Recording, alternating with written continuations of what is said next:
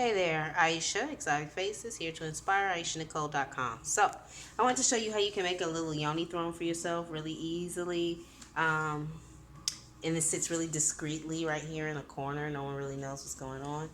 This is an ottoman that I purchased from Ross. So, as you see, I store everything inside. And there's just, you can get a brick or whatever you need to elevate it, so that you have a little lift, because my thing was a little too low. So I actually just went and got like a little steam, like a kettle. This is like a tea kettle. It just kind of warms up your water there so that I can maintain the temperature. Now, if you don't have that, you don't have to use that. You can use a pot of water and just steam, until it cools down.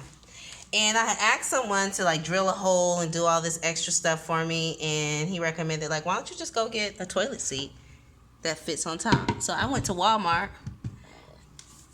and got a toilet seat. Look, it just fits perfectly on top of my little circular ottoman.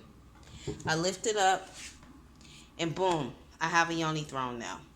So I can sit here and steam as long as I want. It plugs into the wall. I have a heat source, but again, that's not necessary, especially if you have fibroids. You don't really want to steam for too long, not really longer than 20 minutes, and you don't want it to be too hot.